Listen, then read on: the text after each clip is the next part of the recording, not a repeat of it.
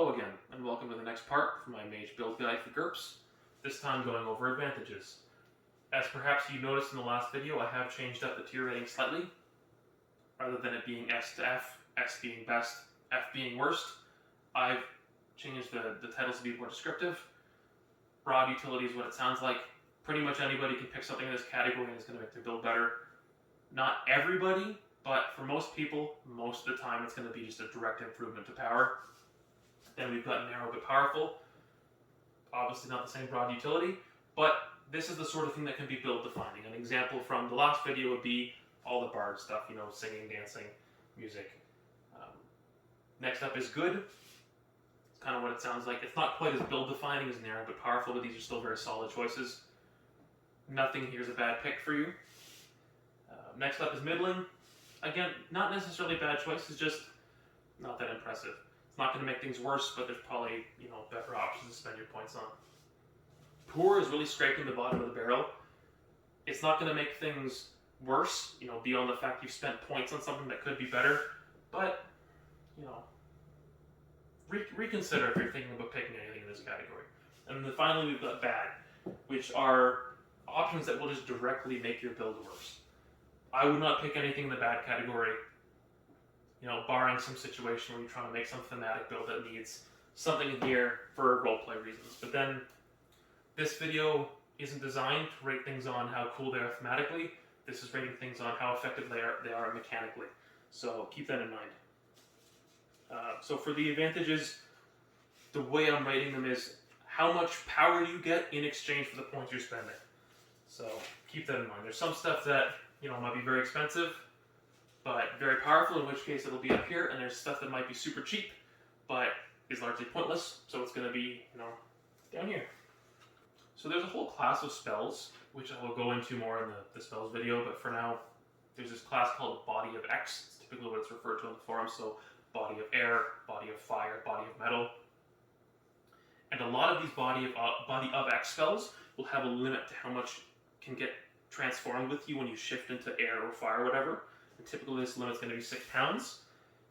These often make the character very tough. You get some combination of high damage resistance, good injury tolerance, or both. A very good example is Body of Air, which can be maintained for free once you've got skills 15.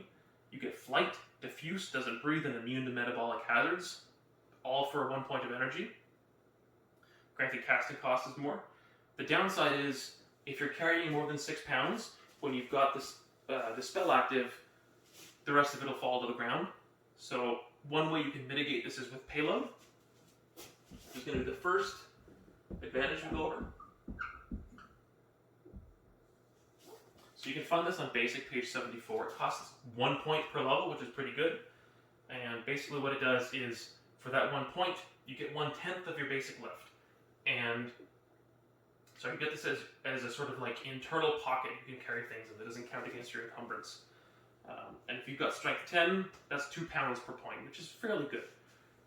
Potentially you don't even need payload at all. You got a staff, clothing, power stone, that could totally fit within 6 pounds. But if you need a little bit more wiggle room, maybe you're expecting to have a lot of cool magical gear on you, pick up some payload. There's also extra dimensional payload, which is 1.5 points per level. So extra dimensional is a plus 50% modifier. Though you can bring that down to 1.4 points if you slap the magical limitation on it, which would make sense if it's extra dimensional. And in that case, it's not a flesh pocket or some internal storage in your body. It's hammer space. You reach out, you pull the thing out of thin air. Honestly, payload is pretty cool just in general, especially if it's extra dimensional. Just to have a nice place to hide things, hide your money, hide a couple of good power stones so they're not going to get stolen if you get captured. And it's 1 point, so it's a good pick. Next up, we've got less sleep. What it sounds like, you need to sleep less when you have this advantage. So this is 2 points per level, and you can find it on basic page 65. You can get up to 4 levels, and each level means you need 1 less hour of sleep. So if you've got 4 levels, 8 points, you only need to sleep half a night. It's 4 hours more of study, spell preparation, meditation, enchantment, whatever you want to spend your downtime on. This is a really good option if you're expecting there not to be much downtime in the campaign, but you really want time to enchant or craft. because this way you're not inconveniencing the party, but you're still getting 4 hours a day, which, you know, you probably wish for more, but not bad. And then if you don't want to sleep at all, you can pick up Doesn't Sleep, which you can find on basic page 50. This one's down in good mostly because it's more expensive. So less sleep, you skip 4 hours of sleep, costs 8 points. Doesn't Sleep, you skip the full 8 hours. The problem is it costs 20 points. Now obviously you can bring the cost down, but you could also bring the cost down for less sleep. So same other way. Effectively, Doesn't Sleep is you're spending 2.5 points per hour you skip, and you can't buy it in pieces. You got to buy the full thing or not at all. Granted, you could probably argue with your GM. You know, you buy levels of less sleep until you're at the max, and then you stack it to Doesn't Sleep if you want to buy it and play.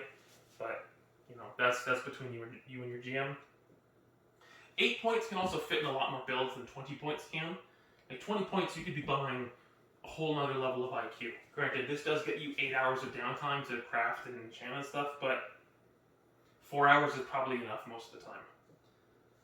It's still a good choice, which is why it's good, especially if you can get limitations on it to bring the cost down. Or if you're just in a high point game and you don't mind dropping 20 points on something like this. So next up, and this is like 90% of the reason I made this a separate video, we've got Compartmentalized Mind.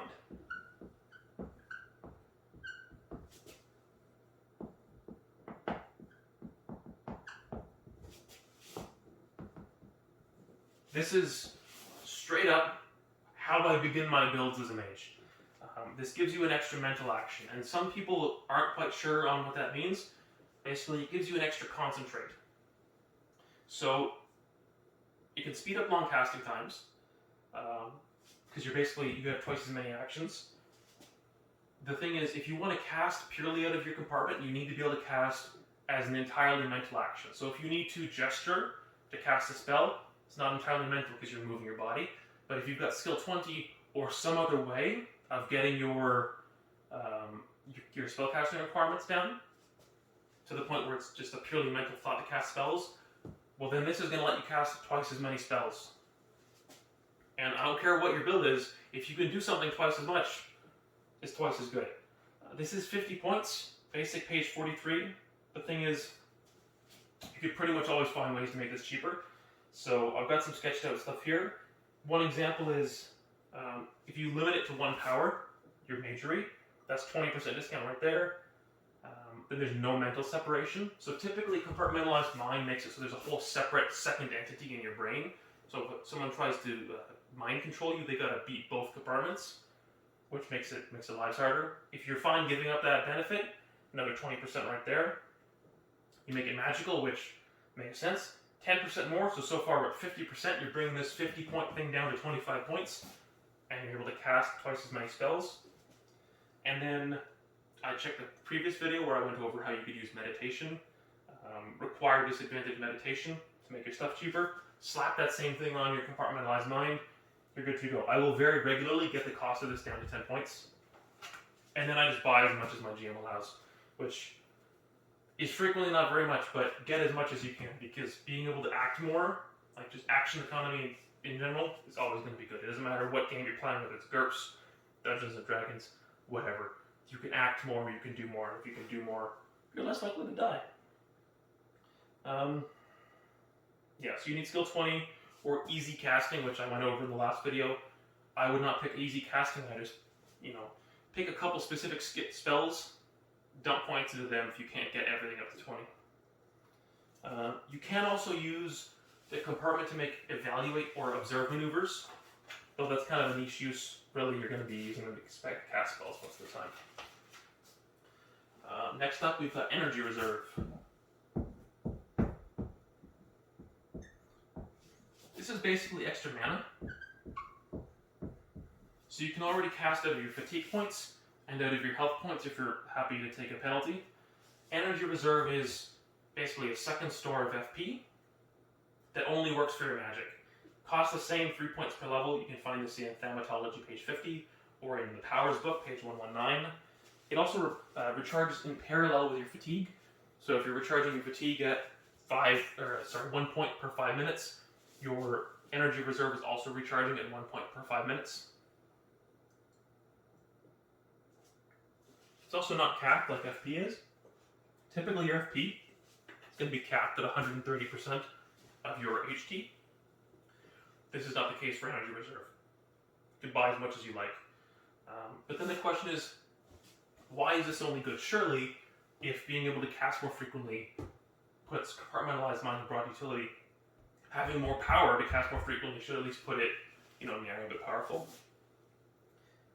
I just never buy energy reserve. It's just how my builds tend to work out. So maybe I am underrating it. The thing is, I tend to take advantage of high cost discounts, smaller rapid spells rather than big, singular spells, and casting spells I pay for ahead of time by using tricks like delay, maintain, or hang, which I'll go over in the spells video.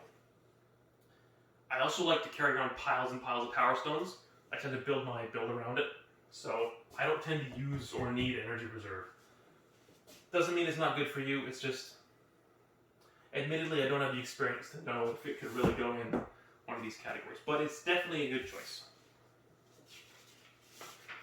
And of course, you can stick limitations on energy reserve if you want to get the cost down. So next up is wealth, and this is one of the ones that I kind of hesitated to put in broad utility, because I don't actually always pick this, but I do always think about picking it. Obviously having money is useful.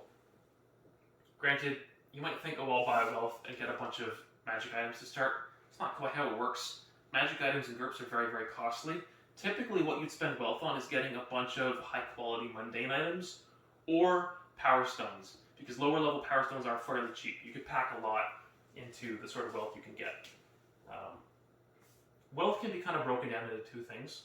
There's your starting cash, which is what it sounds like, you look at the table here at the beginning of the book. That's how much money you have to spend for your starting gear. And then separately, what matters during actual play is the monthly income you can get from your job roles. The thing is that people tend to get hung up on wealth.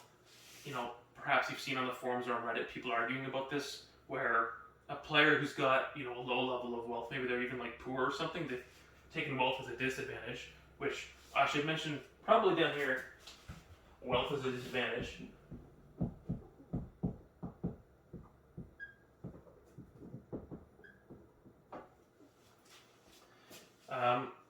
Then I'll think, okay, this player in my game, they've somehow got some windfall, they've ended up with more money than I expected them to. Surely, I should make them spend the points to get the higher wealth level, or take the money away. And there's two issues with this. First of all, it's overly punitive, you're going to piss off your players. Second of all, it's not how the wealth advantage works. So, if you've got money as a player, it's not your starting cash, because it's not the beginning of the game, and it's not your monthly income, because it's just a lump sum of money. And that's the point, is if you don't have monthly income from job roles in your game, really all you're buying with wealth is your starting cash. There's some interaction with crafting, potentially you're going to make more money crafting, but that's very much an edge case, and that's again something that people are going to argue about. But even so, wealth can still be very helpful, though kind of an honorable mention, which is technically a perk, but I'll mention it here, is signature gear. So this is just the money. There's no monthly income, but if you want a bunch of power stones, you don't want to spend the premium on wealth, buy signature gear. There's a point where too many levels of signature gear will lose out to wealth, but if you're only picking up a level or two, sig gear is very good. So in the last video, I went over stuff like limited use, preparation required, or takes recharge, and how people will try to use those to replicate fancy and magic, the sort of Dungeons and Dragons style. You prepare spells at the beginning of the day. And I went over how they're just generally not good options, either mechanically or for replicating fancy and magic. The way to do it in GURPS is something called modular abilities.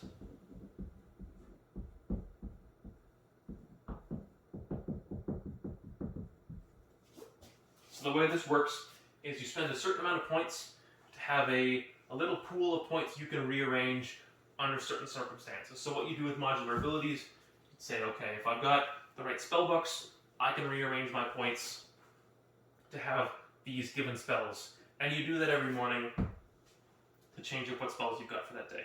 It's not quite the same as D&D, but it's as close as you're going to get, and it's not a waste of your time. I probably still wouldn't build this way, but if you want to build this way, there we're powerful. So next up we've got luck, and this is definitely a very good option. Like wealth, I don't always pick it, but I always think about picking it. Basic pay is 66, and it costs between, well, it depends, either 15, 30, or 60 points, depending on how frequently your luck can activate.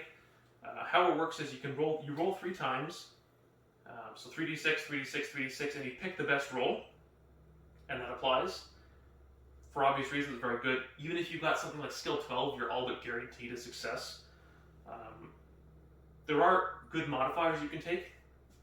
There's active, which makes it so you have to announce your luck ahead of time instead of after the fact. There's defensive, which means it only affects, blocking spells, active defenses, which is very good. Basically, any sort of category you can think of, you can typically take luck for it.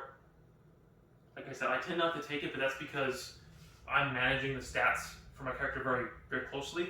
I'm pretty much always getting, spell rolls at 15. And once you're kind of to that point, luck is less useful, because if you're rolling against the 15, you're probably going to succeed anyway. You're not getting that much benefit from luck. Where luck tends to make the most difference is when you're between skill 10 and 12, because the multiple rolls gives you, it increases the chance of success the most when you're kind of in the middle of the bell curve. Next up, we've got absolute direction, which lets you always know which way is north. And you might be wondering, how do you spell absolute? Oh my god. Mine can't. Absolute direction. You can find it on Basic 34, costs 5 points, and you might be questioning why I put the thing that lets you know which way north is in narrow but powerful. Surely you'd know which way north is by owning a compass. The thing is, there's also skill benefits. There's two skill bonuses, one of which is not very impressive. You get a +3 to your navigation skills. If you've got, IQ 15, like is typical for a mage, potentially even more, you're going to get skill 16 or 17 with 1 point in that skill, which is nice to have, but really what you want this for is body sense. You're spending 5 points to get +3 to body sense. What the hell is body sense? So, I'm going to go over it more in the spells video, but there's a blocking spell called Blink, and what you do is, that's the anime blocking spell where they attack you, you teleport behind them, nothing personal, kid, and you shoot them in the back. To be able to shoot them in the back, to be able to act on the turn after you teleport, you need a successful body sense roll. Otherwise, you're stunned. This is +3 to that roll. Body sense is a skill you're going to want regardless, so this makes it better.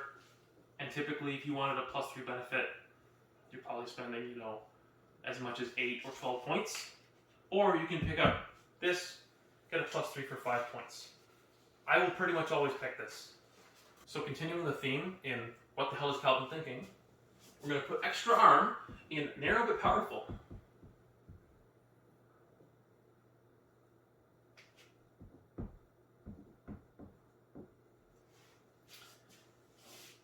Allow me to explain. So generally, you can only have one missile spell at a time. And once you've got a missile spell in your hand, you can't cast anything else until you get rid of it. There are 2 exceptions though. Either you can pick up Compartmentalized Mind, in which case your other compartment's going to cast another missile or, cast another spell. Or you've got the perk Missile Spell Mastery, which, check out this video. And once you've got one of those 2 options, the cap is how many hands you have to hold those missiles, because you do need to hold on to the missiles. The biggest limitation on missile spells as a combat option is the amount of time it takes to cast them. At the very least, assuming you don't have Compartmentalized Mind, you've got to cast on one turn, throw on another.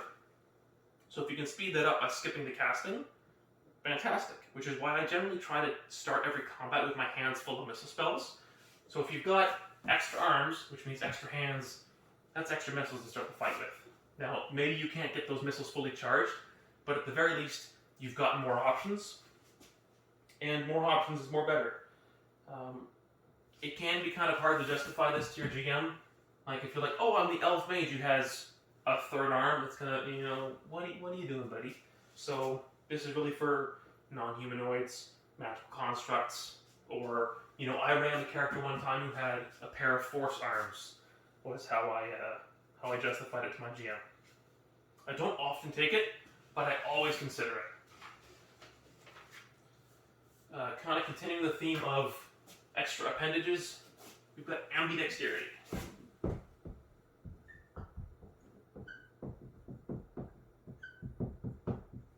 Which I think I spelled correctly. So I just talked about how you might want to start with a missile per hand. The thing is, if you've got a missile in your offhand, you're going to take -4 unless you have ambidexterity, which removes the penalty for -4. If you want to dual weapon attacks, you want to throw with both hands. There's an additional -4, but you know you can pick up a technique for that, so you can, you know, potentially, especially if you have compartmentalized mind, you could cast with both hands, and on the following turn, shoot with both hands. It opens up a lot of options. I don't typically have more than 2 arms, but if you do have more than 2 arms, ambidexterity applies to all your extra arms. The way it works in GURPS is you have one dominant hand, and then every other hand you have, no matter how many it is, whether it be 1 or 1,000, are your offhand. Ambidexterity removes the penalty for all of those hands. It always costs 5 points. Find that on basic, page 39. So actually it scales up. It's even better the more arms you have. So if you pick up extra arm, it's all but required you pick up ambidexterity. And I nearly always take this, even if I'm not going to dual weapon attack, even if I don't have extra arms. It's just useful to be able to act with your other hand at full skill. Like I said, more options is more better. Finally, I do need to get my videos out for spells, perks, and equipment. Hopefully the rate of release should be speeding up a little. You know, I cheated a little bit by filming this just after the Magery enhancements and limitations video. So if you left feedback on that video, I haven't heard it yet, so I'll keep that in mind for the next one. Please like, subscribe, ring the bell, favorite, because I think that does something. Really the reason I've started this series and continued it is to get more people playing GURPS. I figure if you see a Mage Build guide, maybe you're a little bit more inclined to actually play the game. I will take a step aside so you can take a screenshot if you like. Thank you very much.